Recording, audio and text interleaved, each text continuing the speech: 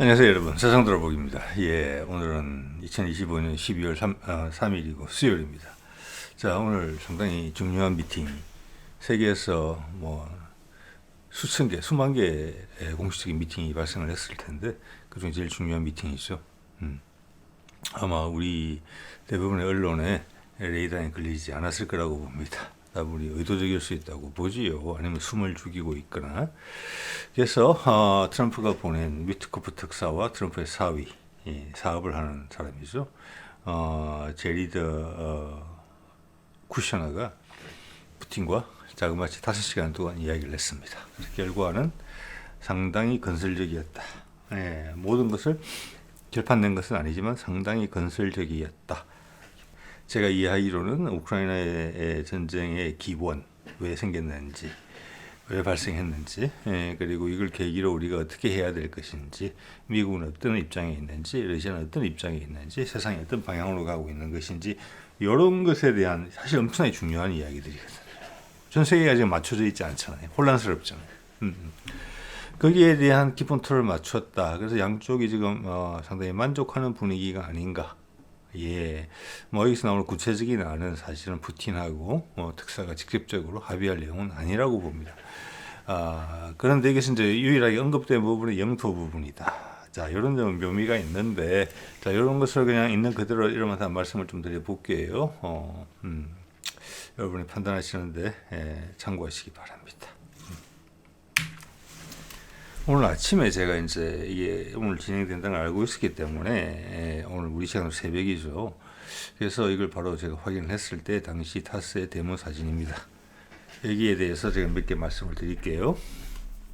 첫 번째 기사는 뭐냐면은 미팅이 4시간 이상 진행 중이다. 이것은 당연히 비공개 미팅입니다. 자, 러시아 측에서는 3명, 미국 측에서는 2명, 나머지는 뭐 통역이라고 보입니다. 추가로 1명씩 있는 것은. 자, 뒤에 보여드리겠습니다만, 결과적으로는 5시간 미팅을 했다. 그래서, 그런 내용들이 언뜻 보이더라고요. 충분히 토의할 시간이 있었다. 이 전 세상에 틀을 새로, 이때까지 전혀, 다른 방향으로 두 나라의 협력이 어떻게 진행될 것인지에 대해서, 또한 앞으로의 세상이 어떻게 변화될 것인가에 대해서 기본적인 틀의 합의가 있었다라는 부분이에요. 그게 오늘 주요 이제 논의 사항인 거죠. 예. 그래 봐서는 기본적으로는 러시아의 아이디어에 미국이 수긍을 했고 미국의 색깔을 거기다가 맞춘다라는 부분이 분명히 있어요. 자, 여기에 중국이 빠져 있다. 이것은 사실은 순리대로 흐르는 흐름이거든요. 자, 그런 것은 상당히 시사하는 바가 크다. 뭐 끼고 싶었는데 당연히 껴야 되는데 못 오게 한 게 아니잖아요. 흐름이 이렇게 흘러가는 거잖아요. 지금 왜 우크라이나 전쟁이라는 것 때문에 이게 생긴 거고, 그 전쟁은 미국과 러시아 사이에 과거 방식의 최후 결전이었습니다. 지금도 진행 중이지만 이렇게 되는 것입니다. 러시아는 피를 쏟았고, 물론, 미국은 돈을 갖다 부었죠. 물론 가운데, 새우등 터진 것은, 안타까운 우크라이나 사람들입니다. 100만 명 이상이 제가 봐서 희생됐을 거라고 봅니다. 이때까지. 그런 내용이고, 여기 왼쪽에 밑에 보면은, 미팅이 진행 중인데도 불구하고, 미국의, 엑시오스의 기사를 기반으로 이런 얘기를 해요. 쿠셔너하고 위트코프가 돌아가는 길에 유럽에서 젤렌스키를 만난다. 자, 이게 뭐 의미하는 거냐? 좀 애매하죠. 그리고 이제 가운데는 트럼프인데, 트럼프는 이게 쌍따옴표로 해가지고 내용들이 나옵니다. 좀 이따 말씀드릴 겁니다. 구체적으로 우리가 더 이상 우크라이나에 돈을 지원하고 있지 않다, 이런 내용입니다. 자, 이것이 사실은 미팅이 진행하기 전에 나왔던 기사들이겠죠. 시간상으로 봤을 때는. 여기는 어떻게 보면은 미국이 어떤 시한을 거의 못 박아놓고 있다라고도 봐줘요. 이번 일을 반드시 성사시키겠다는 의지가 지금 강하게 깔려 있거든요. 그래서 이번이 상당히 건설적이었고, 상당히 양쪽이 정보 교환이 많은 걸 알게 됐다라는, 그렇게 표현한 러시아의 일부 통상 보수적인 그런 표현들을 봤을 때 제가 보기에는 상당히 많은 부분이 결정이 됐다. 미국식의 트럼프식은 이렇게 이야기하죠. 오늘 끝내겠다. 근데 같은 이야기가 아닌가 싶은 생각도 살짝 들어요. 여러분도 나름 판단해 보시기 바랍니다. 자, 이게 이제 위트코프와 쿠셔너가 젤렌스키를 만날 수도 있다 이런 기사가 먼저 났단 말이에요. 엑시오스에서. 그런데 이번 미팅에서 파토가 났으면 젤렌스키 만날 이유가 없잖아요. 자, 파토가 났으니까 화가 나가지고 젤렌스키를 만나가지고 젤렌스키 내 너한테 돈 팍팍 찔러줄 테니까 러시아랑 더 크게 해. 설마 이렇게 할 생각은 없었을 거잖아요. 그래서 이것이 이미 협상은 상당 부분 이루어졌다. 이런 것을 암시한다고 저는 그렇게 봅니다. 예. 그리고 오늘 이 쿠셔너가 왜 갔는지 상당히 중요하다고 봅니다. 예. 트럼프 이렇게 이야기했죠. 우리는 우크라이나 전쟁에 더 이상 관여 안 하고 있다. 손 뗐다. 자, 이것은 그가 흔히 하는 블러핑이냐 아니면 사실이냐. 전 쭉 맥락을 봤을 때 그건 사실을 이야기하고 있다고 봅니다. 왜냐하면 이것은 대통령 당선되기 전부터 했던 이야기거든요. 그리고 최근에 우크라이나한테 유럽위원회가 유럽 그 중앙은행에 돈을 갖다가 우리 돈으로 한 200 몇십 조 빌려다 주려고 했잖아요. 노했죠. 그게 어제 제가 소개드린 내용입니다. 그런 거하고도 봤을 때도 우크라이나가 전쟁을 지속하기 위해서는 돈이 필요하고 미국에서는 돈이 안 오는구나. 자, 그러면 이거하고 그거 결부시켜 보십시오. 미국이 지원했던 돈이 제가 보기엔 한 500조 원 정도 돼요. 현재 환율로. 그리고 유럽이 추가로 빌려주려고 했던 돈이 250조 정도 돼요.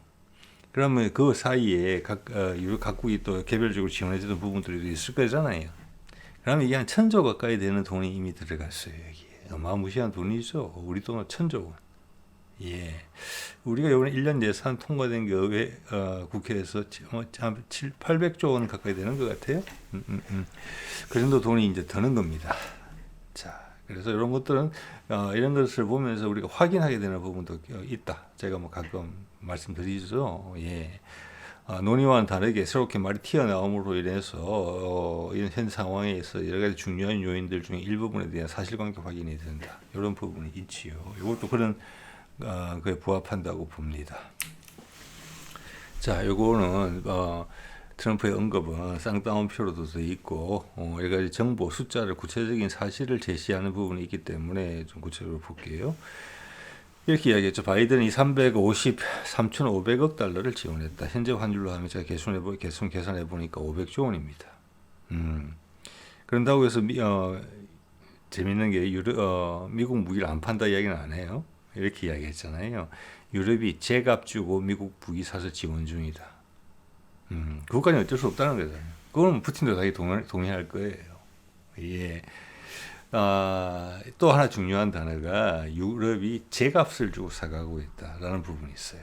제값을. 예. 그러니까 어떤 식으로 관여 안 한다는 뜻이에요.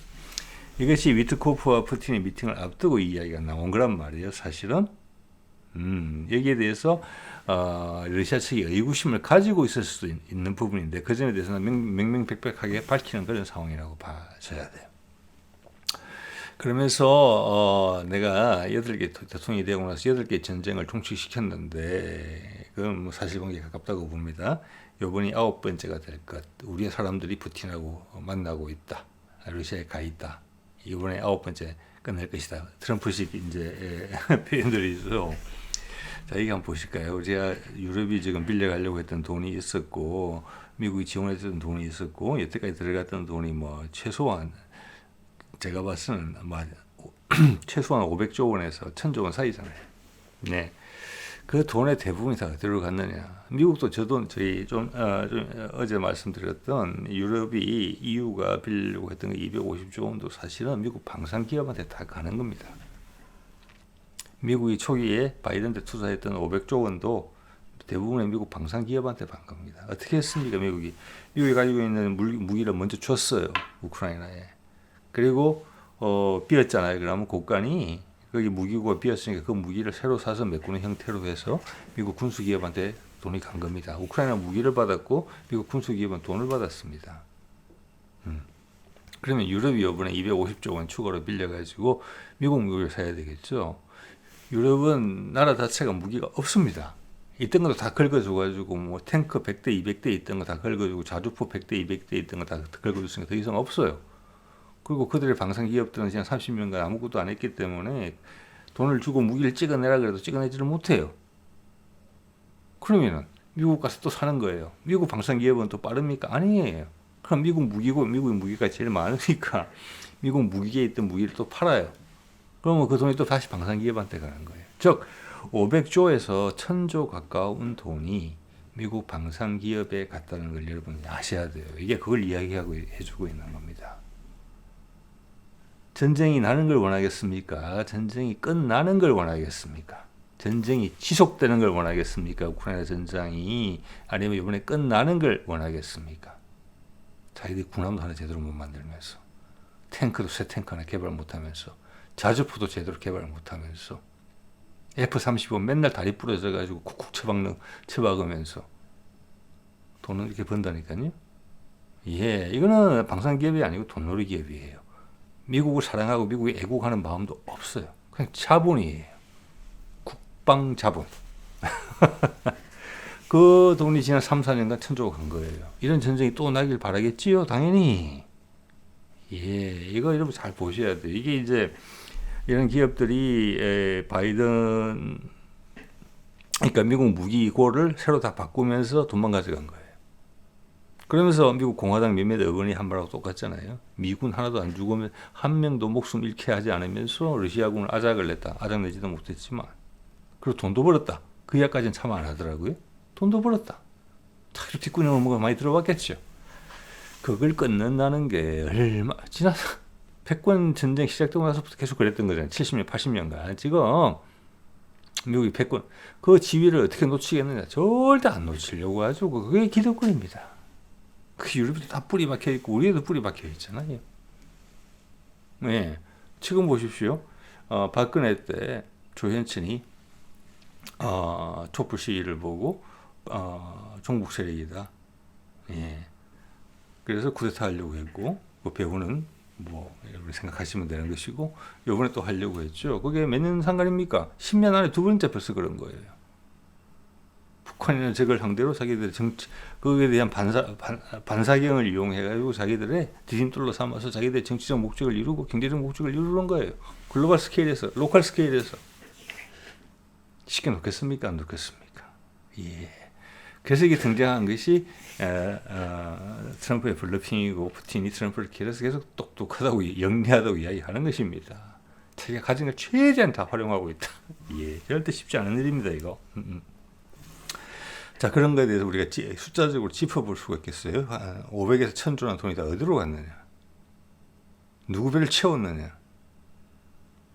예. 그래서 우리 언론에까지 그 영향력이 미치는 거 아니겠습니까, 여러분? 네. 자, 어제 이 기사 소개드렸죠. EU 중앙은행이 240조 원 러시아 동결 자산을 담보로 EU 위원회가 요청한 거. 우크라이나에 이만큼 돈 빌려주자. 240조를 거절했다는 것입니다. 예. 지금 전쟁을 유지하기 위해서 이 정도 돈이 필요하다는 겁니다. 그래서 여태까지도 EU에서 이만큼의 돈이 들어갔을지 몰라요. 각국에서 빌려준 돈도 많았을 거예요. 무기를 또 다 돈으로 환산하잖아요. 1000조 이상 1000조는 들었을 거라고 본다는 것입니다. 지금. 네.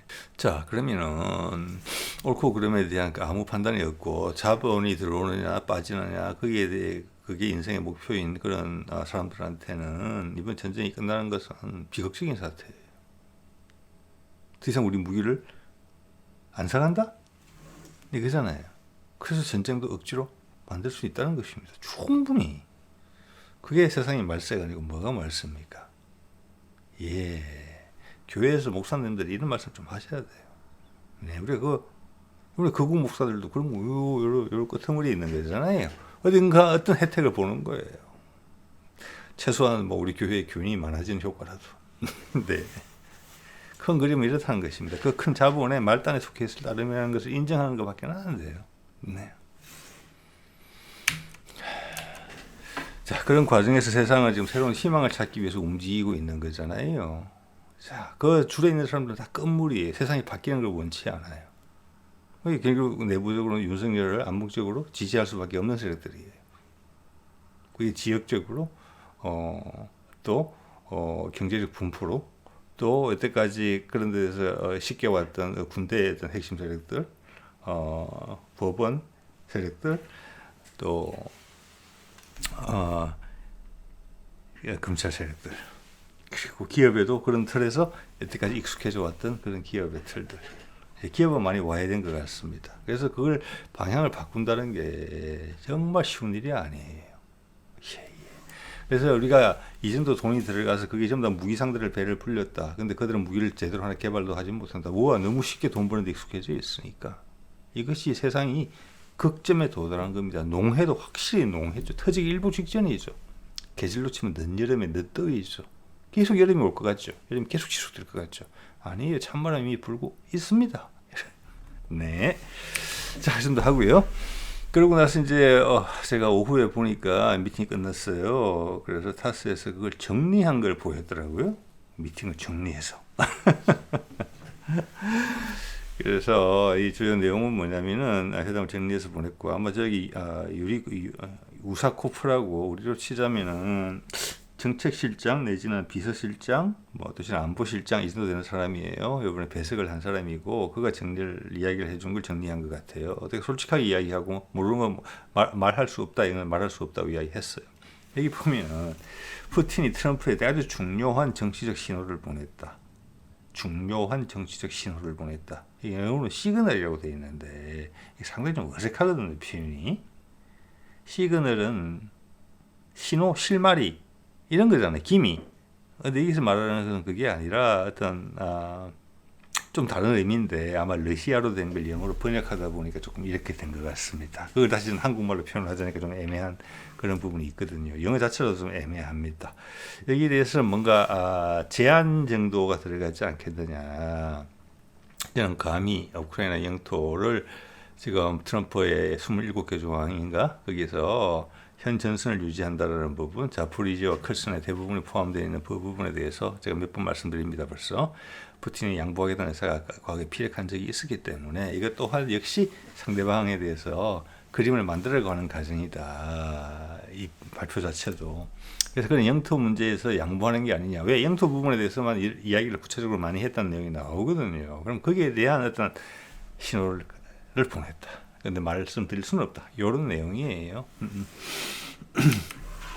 자, 이거 보면은 이게 또한 그래서 이걸 한글로 다시 번역을 하면 좀 어설플 것 같아서 그냥 원문 그대로 적어봤습니다. 이 전체적인 미팅은 아까 제가 흐름에 대해서 말씀을 드렸습니다. 제 나름의 생각을 매우 유스풀하다, 유용했고 컨스트럭티브했다, 건설적이었고 또 인포머티브했다.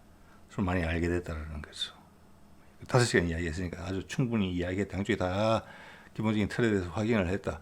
즉 트럼프 입장에서는 뭐 거의 다 됐다라고 볼 수 있는 내용이고 트럼프식 표현으로는 러시아식 표현으로는 큰 틀에 우리가 이 전쟁이 왜 푸틴이 항상 강조하는 게 그거거든요. 푸틴을 보면 7시간, 8시간도 연설하는 경우 많거든요. 러시아 내부 회의 때 보면은 대단해요, 정말. 근데 푸틴 하는 내용이 보면 이 전쟁이 왜 생겼는가 라는 부분에 대해서 항상 이야기를 해요. 서방 기자들한테 항상 물어요. 서방 기자들은 몰라요. 그냥 지금은 러시아가 침략군이고 우크라이나가 불쌍한 양 아니냐. 왜 생겼느냐. 예, 나토가 약속을 어기고 나토가 구소련이 붕괴된 이후에도 러시아를 안아주기는커녕 우리를 적으로 계속 규정하면서 동진을 했다. 그들은 적이 필요했다. 아까 천조 생각하시면 말씀 이해되시죠? 누군가 적이 있어야 되는 거예요. 북한도 마찬가지고 베네수엘라도 마찬가지예요. 베네수엘라랑 전쟁한다 그러면 미국의 방산기업들, 관련된 인사들, 관련된 자본들 아주 그냥 얼굴이 상기가 되겠죠. 북한하고도 마찬가지일 겁니다. 예, 이런 겁니다. 이런 거. 자, 그래서 그렇게 이해가 되고요. 미국이 전달한 합의안을 가지고 논의를 했다. 합의안이 우크라이나와 합의했다고 한 합의안을 전달했다는 걸 말씀을 드렸어요. 그리고 구체적 해법보다는 맥락을 상호 확인하고 맞추는 거. 이건 제 의욕이 좀 들어간 거지만 여기 제가 오늘 표현하고자 하는 것입니다. 이게 더 중요하다는 겁니다. 근데 그냥 끝내자 귀찮으니까 이런 게 아니라는 거예요. 이것은 뭐냐? 원인부터 따져보는 거예요. 지금 현 상황 앞으로 어찌 될 것인데까지 다 이야기했다는 거예요. 그 구체적인 상황은 협상한 팀에서 하면 되는 거죠, 사실은. 여러분 이렇게 한번 생각해 봅시다. 지난번 예를 들어서 이재명이 미국을 가서 트럼프랑 관세 협상, 무역 협상 이런 걸 하는데 구체적인 거 협의합니까? 그럴 필요 없는 거잖아요. 더 큰 걸 맞추면 되는 거죠. 나머지는 협상팀에서 하면 되는 거예요. 자, 위트코프는 대통령이 특사이기 때문에 트럼프와 같은 트럼프가 직접 온 거랑 같은 무게를 가지고 있습니다. 그래서 이쪽에 푸틴이 나서는 거잖아요. 자, 이것은 뭐냐면은 여태까지 우리가 어떻게 흘러왔고 지금 이렇게 진행 중이고 향후 어떻게 될 것이냐는 부분에서 우크라이나는 거의 빠져 있다는 이야기. 우크라이나 이야기는 별로 하지도 않았다고 저는 봅니다. 사실은 미국과 러시아 간의 관계에 대해서 이야기를 한 거예요. 우리 미래가 잘 열릴 수가 있다. 이 세상이 바뀌면서 미국이 안전해진다 훨씬. 그렇지만 지금과 전혀 다른 세상이고 네가 현재 세상의 흐름을 인정해라. 그래서 밖에서는 그냥 러시아가 침공한 거 아니냐. 그럼 왜 생겼는데? 라고 푸틴이 외국 기자한테 물어요. 답을 못해요. 이런 거랑 똑같은 거예요. 우리 한국 전쟁 왜 생겼는데? 북한이 남침해서 생겼다. 맞지? 북한이 왜 남침했는데? 그런데 미군이 갑자기 싹 빠져나갔으니까. 한국은 내 관할이 아니다라고 이야기했으니까. 그래 따지고 그러면 여러 가지 이제 썰이 나오는 거잖아요. 그렇죠? 자, 거기에 대해서 미국이 이야기를 했다는 거죠. 즉 사과를 했다는 것입니다. 그 소련이 붕괴됐을 때 나토가 동진을 하지 않겠다라고 분명히 고르바초프한테 약속을 했었습니다. 미국이 1인치도 들어가지 않겠다. 손가락 한마디도 안 들어가겠다 했는데 그 말을 어기고 러시아를 품어주기는커녕 계속 적으로 삼고 나토를 계속 동진하면서 러시아를 압박하면서 적이 되게 만들었죠. 그게 아까 1,000조 원하고 상관이 있는 그런 내용이에요. 적이 있어야지 먹고 사는 세력이 있는 것입니다. 그래서 그때 미국이 결정을 했어요. 미국 행정부 내에서 갈등이 있었을 정도로, 그거는 정치 외교학 하시는 분들이라면 잘 아실 거예요. 러시아를 품어야 되느냐, 평화로 가느냐, 유라시아에서 미국이 빠져야 되느냐, 아니면 나토를 동진시켜서 유라시아 대륙을 계속 우리가 컨트롤 해야 되느냐. 그런 논쟁이 있었고 결국 컨트롤하는 쪽으로 개입하는 쪽으로 들어갔고 거기 앞장섰던 사람이 클린턴입니다. 그때 결정했거든요. 그게 원인이다. 거기에 대해서 미국이 인정하고 사과했다고 봅니다. 그래야지만 미래로 갈 수 있는 거거든요. 이게 지금 우크라이나는 그냥 디딤돌에 불과해요. 둘이 싸웠기 때문에 둘이 더 크게 화해할 수 있는 것이다. 자, 굳이 할 이야기 없는 그래서 이런 얘기까지 했죠. 미국이 추가로 4개의 문건을 전달해 왔다. 여기에 대해서도 논의했다. 구체적 내용은 말할 수 없다. 전체적인 그림은 이미 대충 정해진 것이고 그렇기 때문에 쿠셔너하고 위트코프가 미팅을 마치고 미팅을 하기도 전에 트럼프와 죄송합니다. 푸틴과 젤렌스키 만나고 갈 것 같다라는 이야기가 이미 나왔다는 것입니다. 네. 그래서 러시아적 표현으로는 아까 말씀드린 대로 매우 유용하고 매우 건설적이고 서로 많이 알게 됐다. 그렇지만 구체적 토의는 계속 해가야 된다. 계속 컨택을 이어갈 것이다. 이렇게 말했지만 이게 트럼프식으로 표현하면 다 됐다. 이렇게 표현할 수도 있는 내용이라는 거예요. 네, 같은 이야기라고 봅니다. 저는. 자, 또 다른 부분, 서로 의견이 다른 부분이 있다. 그리고 영토 부분이 깊게 논의되었다. 예, 그래서 그 다음에서 이제 푸틴이 트럼프에게 다수의 중요한 정치적 신호를 전달했다. 이것이 양보한다는 것에 서로 간에서 블러핑을 주고받는 부분이 아닐까라고 감히 그렇게 생각합니다. 왜? 지금 우크라이나의 젤렌스키가 문제가 아니고 지금 여러 가지 기득권 세력들, 특히 트럼프가 직접적으로 컨트롤할 수 없는 유럽에 있는 기득권들, 이게 저항을 계속 하고 있단 말이에요. 그들한테 이제 말뚝을 받기 위해서는 이런 게 한번 필요하죠. 대전환, 대양보, 대타협. 그래서 영토 부분이 아닌가. 제가 뭐 여러 번 벌써 지적을 드리고 있습니다. 푸틴도 이미 양보할 수 있다라고 언급이 나온 부분인데, 트럼프의 아내는 현재 전선, 컬선과 자포리자 대부분을 차지하는 그 선에서 영토로 결정한다. 예, 이 부분에서 양보하는 모양새가 취해지지 않을까. 그런 것이 이제 정치적 신호의 전달. 전체적으로 전반적으로 우호적인 분위기에서 이루어진 것 같고, 여기 보면은 이런 말이 나와요. 얼마 전부터 관여한 4위 쿠셔너와 푸틴, 위트코프는 미국과 러시아 사이의 엄청난 경제 협력에 대해 협의했다. 이게 또 핵심이에요. 그래서 아까 전체 맥락에 대해서 이야기를 5시간 나눴다는 게 과거 부분에 대해서 미국이 인정하고 사과했다는 부분이 있어요. 즉 이거는 이때까지 미국이 주도해오던 패권 세상이 끝났다는 것을 의미하는 것입니다. 이번 미팅에서. 그렇기 때문에 미래 이야기를 할 수 있었던 거예요. 네. 자, 이것은 김정은의 패턴과 비슷합니다. 앞에 에이펙에서 만날까? 김정은 대해서 조바심 나 있는 거 아니야? 아니야. 우크라이나전 해결하고 와. 오케이. 거기 푸틴도 오케이. 이재명도 오케이. 트럼프도 오케이. 이렇게 된 거잖아요. 그 다음 분명히 우크라이나 문제를 해결하기 위해서 러시아와 미국의 집중력이 훨씬 높아진 걸 제가 보거든요. 그래서 상당히 어려운 시간이 지나쳐 온 겁니다. 지금 지난 한 달 정도간에. 예. 자, 그래서 엄청난 협력 가능성에 대한 이야기가 있었고, 거기에는 당연히 북한 문제도 포함되어 있습니다. 예, 사통팔달이 되는 부분이죠. 러시아와 미국만의 문제가 아니라 전 세계가 판이 새로 짜지는 겁니다. 예. 자, 그때 11월 25일이니까 지금부터 한 보름 전에 그때 위기가 약간 있었습니다. 예, 저항으로 인해서. 그때 러시아가 경고를 하는 분위기였어요. 경고를 하는 분위기. 여기 밑에 내용에 보시면은 러시아 천연 자원 규모가 엄청난 양이다. 그리고 중국 이야기를 막 꺼내면서 우리가 중국에 투자할 수도 있고 에너지 분야에 대규모 투자를 하겠다. 좋은 모범 사례가 됐다. 중국이 맞장구 치는 장면도 나왔어요. 근데 실제 금액을 봐서는 뭐 한 2조, 3조 정도밖에 안 돼요. 자, 이것이 우크라이나 협상이 미끄러지게 되면은 미국 너희가 잃게 될 기회의 중요한 부분이라는 것을 언급했다고 저는 봅니다. 예, 자, 이런 이야기를 했을 가능성이 크고 그래서 쿠셔너가 얼마 전부터 협상에 관여하기 시작했다라고 러시아가 이야기하는 거잖아요. 예, 이미 미래 그림을 그리고 있는 거예요. 우크라이나는 이미 우선순위에서 밀려 있습니다. 젤렌스키의 발언들이나 그의 언행이 언론에 표현되지 않은 지가 1, 2주는 넘은 것 같거든요. 제가 보기에는. 자, 이런 부분들에 대해서 이야기를 했을 것이다. 예. 자, 여기 참석한 사람들을 보면은 러시아 쪽에 보면 유리 우샤코프 오늘 이 정리를 해줘서 말한 사람인 것 같고 우리 전략실장이나 뭐 안보실장쯤 되는 사람이고 그 밑에 누가 있느냐면 밑에 동그라미입니다. 키릴 드미트리예프라는 사람이 있어요. 그가 하는 일은 직함이 좀 긴데 푸틴의 특사이기도 해요. 외국 국가들한테 가서 경제적 협력하는 거, 투자하는 거의 특사이기도 하고 내부적으로는 러시아에서 하는 직접 투자 펀드를 운영하고 있는 CEO이기도 해요. 사업가예요. 저쪽에서는 사위 쿠셔나가 왔기 때문에 여기는 드미트리예프가 들어온 겁니다.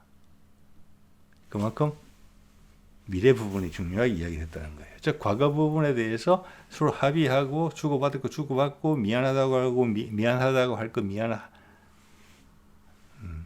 사고할 것이라는 전제는 이미 있었다는 걸 의미합니다. 구성원들이 참석한 구성원들을 봤을 때.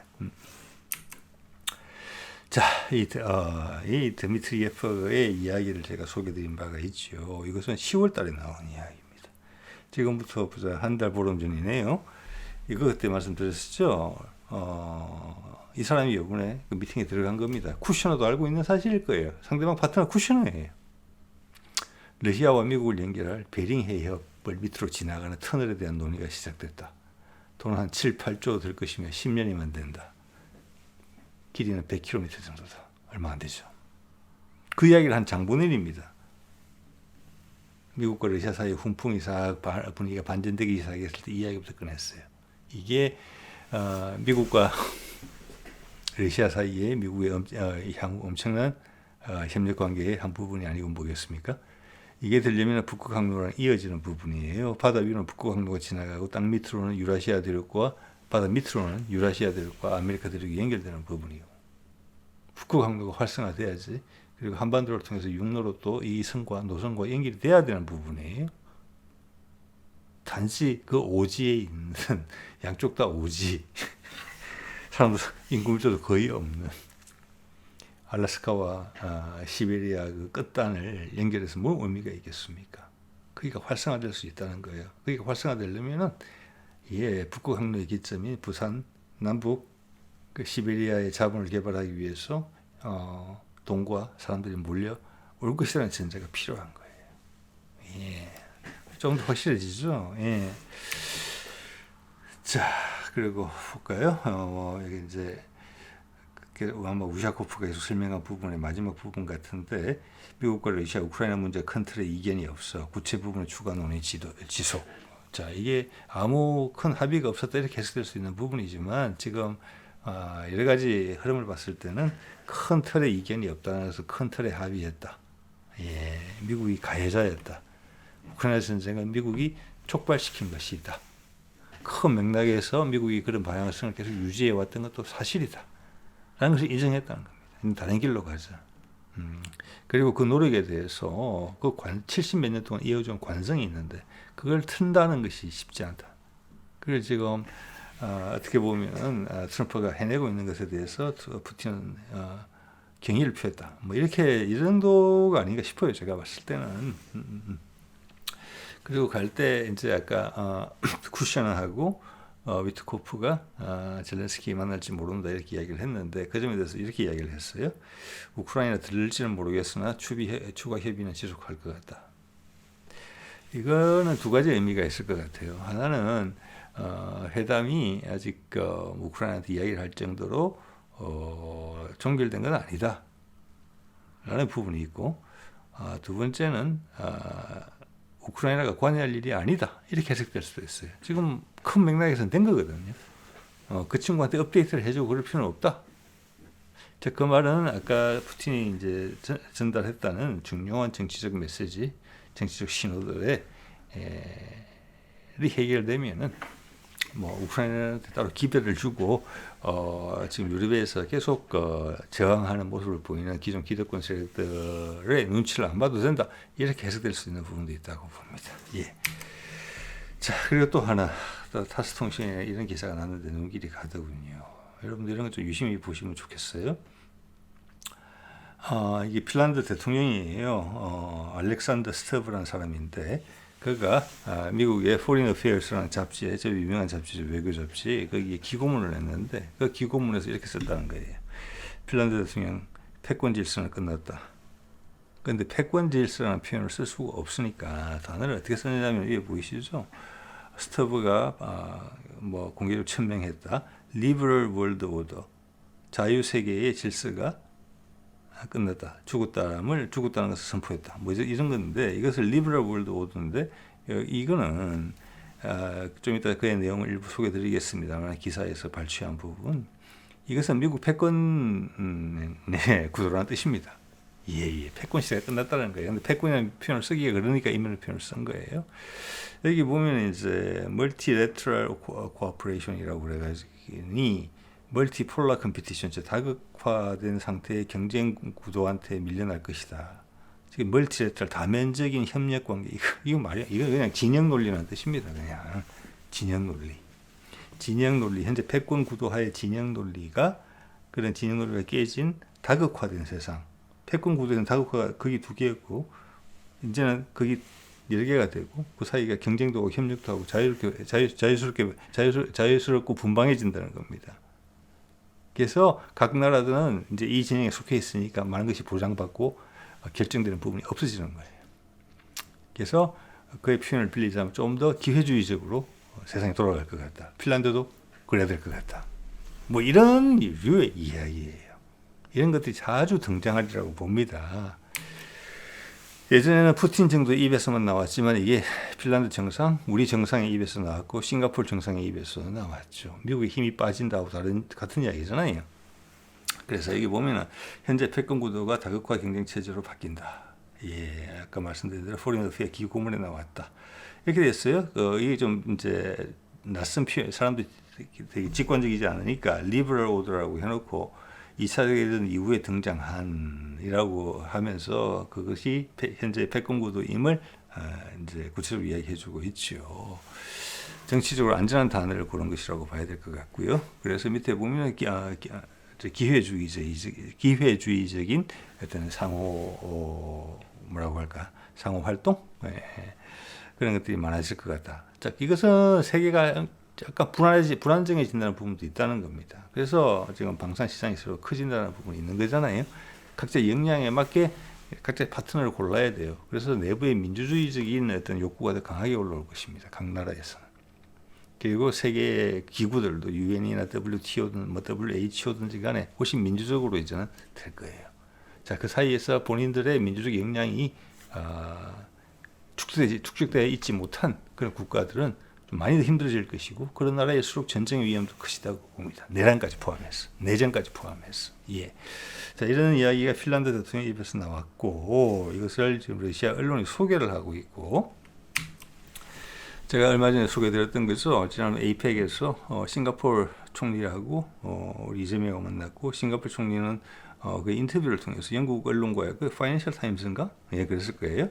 거기랑 해서 미국이 힘이 빠지게 될 것이고 세상은 좀 무질서가 많아질 것 같다. 거기서 우리랑 연대할 수 있는 나라들하고 이 전환 기간을 버텨낼 수 있는 새로운 어떤 연대의 틀을 형성을 해야 된다. 그 중에 하나가 한국이다. 그러면서 군사협력 이야기하죠. 예, 새로운 질서, 한국이라는 다극화의 한 축이 아세안에 영향을 미쳐야 되는데 아세안에 개선되면 될 많은 부분이 있으니까 그래서 싱가포르이 천병으로서 역할을 해주겠다. 그 역할은 이때까지 미국이 힘으로 그냥 딱 눌러왔던 곳이란 말이에요. 그것을 싱가포르는 새로운 기회로 본다는 것이죠. 예, 이런 것과 좀 전에 핀란드 대통령 이야기 일맥상통하는 거예요. 이제는 본물 터지듯이 쫙 나올 거예요. 예, 자 오늘 이 정도 말씀드리도록 하겠습니다. 네.